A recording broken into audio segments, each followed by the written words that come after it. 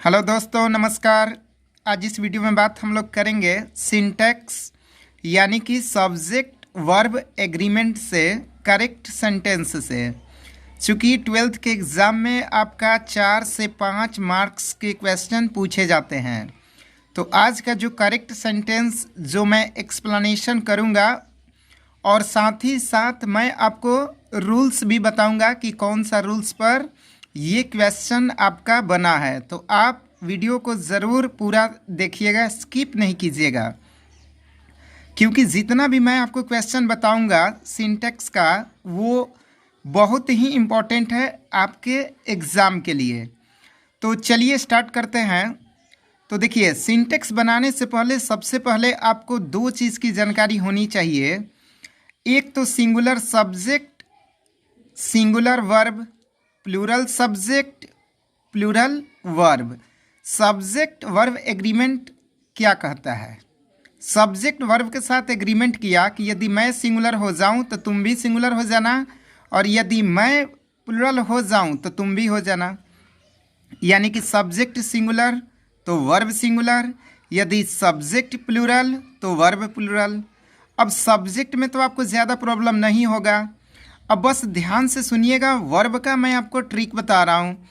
देखिए, singular verb के अंत में एस होगा, ये आप एक कॉपी में नोट कर लीजिए। जितना भी मैं आपको बताऊंगा और जो पॉइंट बोलूँगा नोट करने के लिए आप आराम से लिख लीजिएगा। तो सबसे पहले आप सिंटैक्स हेडिंग डालिए, उसके नीचे लिखिए सब्जेक्ट वर्ब एग्रीमेंट, उसके नीचे लिखिएगा सिंगुलर वर्ब का ट्रिक, वर्ब के अंत में एस। बस एक एम जो आपका है जिसमें एस नहीं होता है, अदरवाइज आपका सब में क्या हो जाएगा, एस हो जाएगा।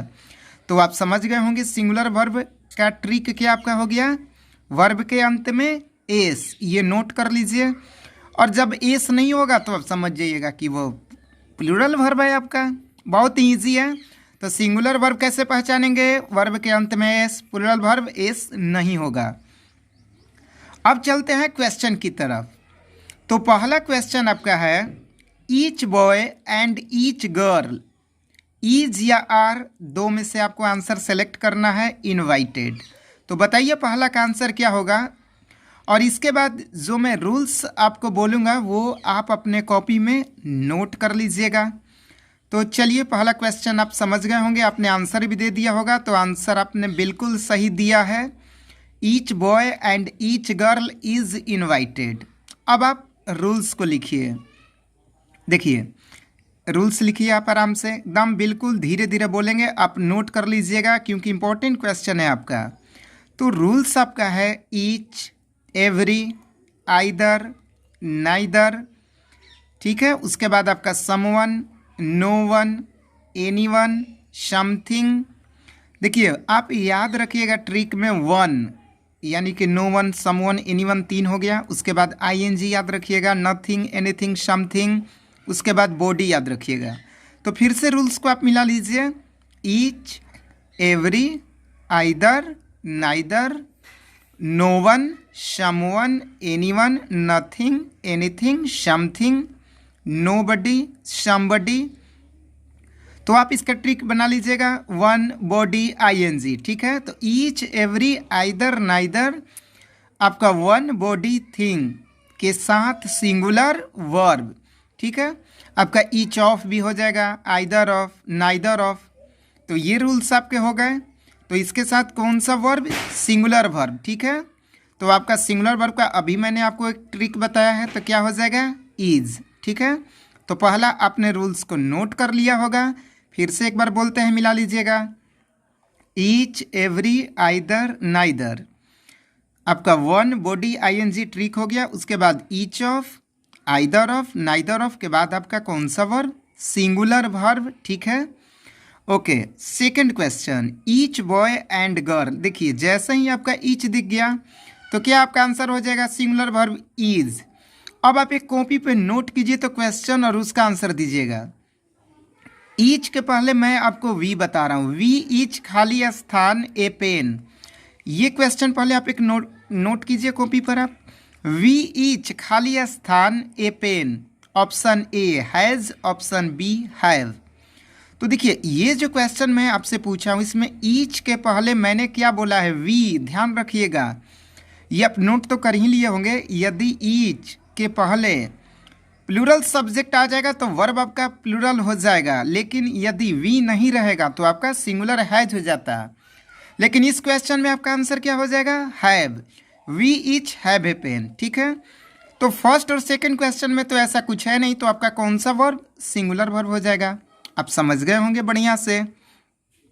तीसरा क्वेश्चन देखिए बिल्कुल सेम वही है, वी ईच खाली स्थान है पेन, तो आपका आंसर क्या हो जाएगा, हैव। यानी कि तीसरा का आंसर आपका बी क्या हो जाएगा, हैव।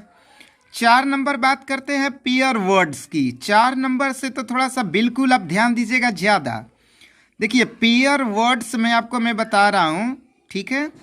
देखिए pair words bread and butter. Pair words आपके 3 प्रकार के, मूल रूप से 3 प्रकार के होंगे, जो कि आपको मालूम भी है बिल्कुल।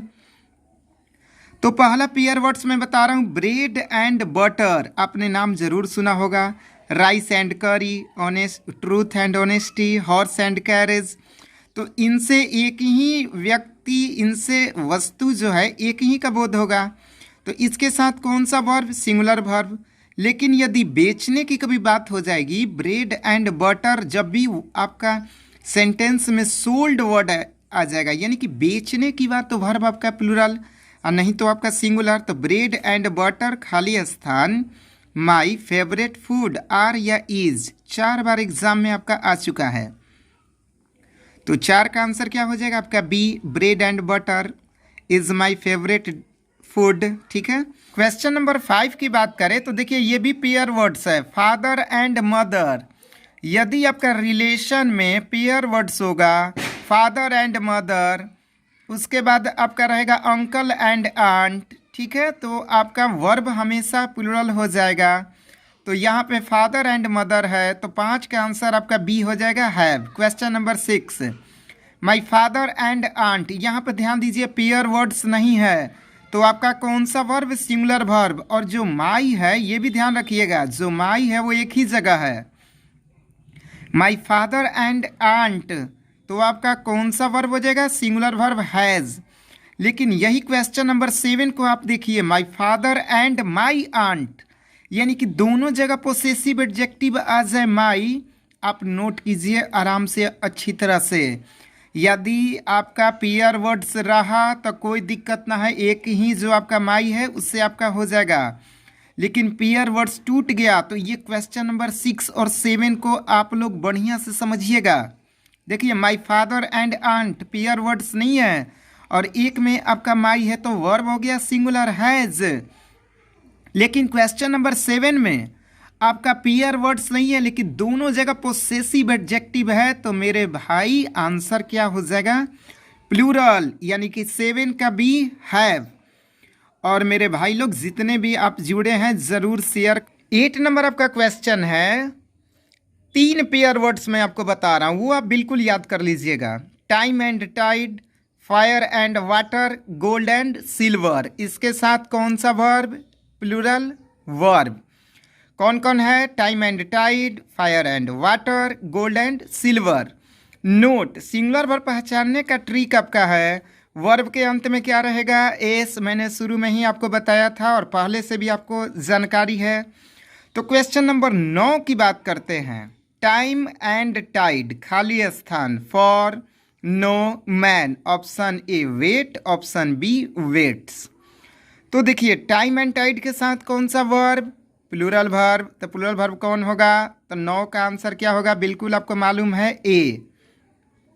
अब बी क्यों नहीं होगा, क्योंकि देखिए बी में जो आपका है वेट में एस लगा हुआ है, और वर्ब के अंत में एस होगा तो वो तो सिंगुलर हो जाएगा। और रूल क्या कहता है कि time and tide, fire and water, gold and silver के साथ कौन सा वर्ब, प्लूरल वर्ब। तो प्लूरल वर्ब आपका क्या है, wait. Question number 10, you as well as your sister खाली स्थान in the wrong. Option A was, option B were. इसको डबल मार्क कर दीजिए, इस क्वेश्चन को, बेहद इंपॉर्टेंट क्वेश्चन है आपका। यू एज वेल एज साथ ही साथ, योर सिस्टर खाली स्थान in the wrong. Option A was, option B were. तो मैं आपको रूल्स भी बता रहा हूँ, आप आराम से उस रूल्स को अच्छी तरह से नोट कर लीजिएगा, ठीक है। पहले इसका आंसर आप पहले दे दीजिए, आपके अकॉर्डिंग इसका आंसर क्या होगा। उसके बाद मैं आपको इसका एक रूल बताऊंगा जिसमें बहुत से वर्ड्स आ जाएंगे और आपका आंसर बिल्कुल सही हो जाएगा। तो you as well as your sister, खाली स्थान in the wrong, option A was, option B were, क्या होगा। चलिए आपने आंसर दे दिया होगा, तो आंसर 10 का हो जाएगा बी, यानी कि वॉर। रूल कहता है कि एज वेल एज के जो पहले यानी कि जो आपका सब्जेक्ट स्टार्टिंग में होगा उसके अकॉर्डिंग आपका वर्ब होगा, इसलिए 10 का आंसर क्या होगा, बी। चलिए वो अब मैं आपको रूल ही बता दे रहा हूँ जिसके अकॉर्डिंग ये बना है, और इसके पहले डबल मार्क कर दीजिएगा। Question number 10, you as well as यानी कि तुम, साथ ही साथ, योर सिस्टर, खाली स्थान, वॉर इन द रॉन्ग, यानी कि आंसर आपका क्या था, 10 का बी, ठीक है। एज वेल एज के पहले सब्जेक्ट के अकॉर्डिंग आपका क्या होगा, आंसर होगा, यानी कि 10 का आंसर बी वॉर हो जाएगा, ठीक है। नेक्स्ट क्वेश्चन की तरफ बढ़ते हैं। क्वेश्चन नंबर 11 की बात करते हैं। तो he together with his friends, खाली स्थान, coming today, option A is, option B are, तो क्या इसका आंसर होगा। चलिए यदि आपको रूल्स मालूम है, टुगेदर विद के साथ यानी कि वही कंडीशन आपका जो क्वेश्चन नंबर 10 में था, यानी कि दो सब्जेक्ट जुड़े रहेंगे, तो पहले वाले सब्जेक्ट के अनुसार यानी कि 11 का आंसर ए इज। तो चलिए उस रूल्स को आप एक कॉपी में नोट कर लीजिए। Subject plus as well as, in addition to, besides, like, dislike, with, along with, together with, rather than and not. उसके बाद भी आपका सब्जेक्ट होगा, उसके बाद वर्ब होगा। तो पहले वाले सब्जेक्ट के अकॉर्डिंग आप वर्ब का यूज़ कीजिएगा। ये आप वीडियो को रोक कर आप अच्छी तरह से नोट कर लीजिएगा, क्योंकि ये बेहद इंपॉर्टेंट क्वेश्चन आपका है, और ये रूल्स तो इससे तो आपका 1 नंबर तो बिल्कुल ही आपके एग्ज़ाम में आएगा, तो इसे आप अच्छी तरह से नोट कर लीजिए। As well as, in addition to, besides, like, dislike, with, along with, together with, rather than and not. दो सब्जेक्ट होंगे, तो पहले वाले सब्जेक्ट के अनुसार क्या होगा, वर्ब होगा, ठीक है। तो आप इस रूल्स को एक कॉपी में नोट कर लिए होंगे। चलते हैं अब नेक्स्ट क्वेश्चन की तरफ। Question number 12, neither you nor I, खाली स्थान, willing to do, option A am, option B are, तो बताइए क्या आंसर होगा। आपको मैं रूल्स भी बता दूंगा, इसका आप कॉपी में नोट कर लीजिएगा। तो 12 का आंसर दीजिए। नाइदर यू नॉर आई, खाली स्थान, विलिंग टू डू। चूँकि अब एग्ज़ाम बिल्कुल ही नज़दीक है, तो आप लोग जितना हो सके प्रैक्टिस कीजिएगा। और ऑनलाइन ग्रुप आपका है, जो कि मैंने नंबर 7870058213, इस ग्रुप में यदि आपको जुड़ना है तो आप मैसेज कर दीजिएगा, ठीक है। आपको ग्रुप में ऐड कर दीजिएगा, क्योंकि शाम 7:30 पर डेली आपका टेस्ट होता है 11th और 12th का, ठीक है। ओके, तो 12 का आंसर क्या होगा, नाइदर यू नॉर आई, खाली स्थान, willing to do, option A am, option B are. तो चलिए पहले आप नोट कर लीजिए रूल्स को। देखिए, और नॉर, जब भी आपका और, नॉर, बट ऑल्सो, यानी कि नॉट ओनली बट ऑल्सो आपको बिल्कुल मालूम है, तो ट्रिक लिखिए, और, नॉर, बट ऑल्सो, नज़दीक के सब्जेक्ट के अनुसार आप वर्ब का यूज़ कीजिएगा, ठीक है। और not only but also say मैं अलग से भी एक वीडियो आपको बनाऊंगा, उसमें आपको वो क्वेश्चंस भी दूंगा जो कि इम्पोर्टेंट है, ठीक है। तो नाइदर यू नॉर आई, यानी कि और, नॉर, और आपका क्या मैंने बोला, बट ऑल्सो, नज़दीक के सब्जेक्ट के अनुसार वर्ब का यूज़ होगा। तो चलिए आपने आंसर दे दिया होगा, आप तो समझ गए नॉर के नज़दीक कौन है, आई है, तो आई के अनुसार क्या होगा, एम। क्वेश्चन नंबर 13 की बात करें तो not, she, but, her friends, खाली स्थान, guilty, option A is, option B are, तो क्या आंसर होगा। 13 का आंसर, क्वेश्चन आपका है, बढ़िया से समझने का प्रयास कीजिएगा। Not, she but, her friends खाली स्थान guilty, option A is, option B are. 13 number question. चलिए आपने आंसर दे दिया होगा 13 नंबर का, तो 13 का आंसर आपका क्या होगा? बी आर हो जाएगा। ठीक है, यानी कि हर फ्रेंड्स के अकॉर्डिंग जब भी आपका क्वेश्चन में नॉट और बट मिला, ठीक है, तो नॉट से जुड़े हो तो जो सब्जेक्ट नॉट के साथ नहीं है उसके अनुसार वर्ब का प्रयोग करते हैं। तो नॉट के साथ तो भाई क्या जुड़ा हुआ है? सी, तो इसके अकॉर्डिंग आपका होगा नहीं, तो आंसर किसके अकॉर्डिंग होगा? हर फ्रेंड्स के अनुसार। तो आंसर बी, 13 का आंसर बी आर होगा। Not she but her friends खाली स्थान आपका था गिल्टी, तो आंसर क्या होगा? 13 का आंसर बी आर। आप समझ गए होंगे बिल्कुल बढ़िया से। मैं आपको रूल्स भी बता दे रहा हूँ, आप नोट कर लीजिएगा एक कॉपी पर। Question number 14, she and not her friends खाली स्थान guilty, option A is, option B are. तो बताइए आंसर क्या होगा 14 नंबर का? She and not her friends खाली स्थान आपका है guilty, option A is, option B are.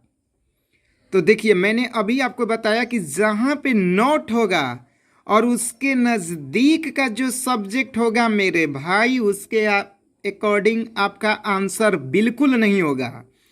तो 14 का आंसर क्या हो जाएगा? ए इज। अब उस रूल्स को लिखिए जो मैं इन दोनों क्वेश्चंस पर बनाया हुआ हूं। ठीक है, तो चलिए लिखिए। यदि दो सब्जेक्ट्स नॉट खाली स्थान आपका है बट या नॉट से जुड़े हो, तो जो सब्जेक्ट नॉट के साथ नहीं है, बढ़िया से समझिएगा, जो सब्जेक्ट नॉट के साथ नहीं है उसके अनुसार वर्ब का प्रयोग होगा। बात समझ में आई आप लोगों को? फिर से सुनिए।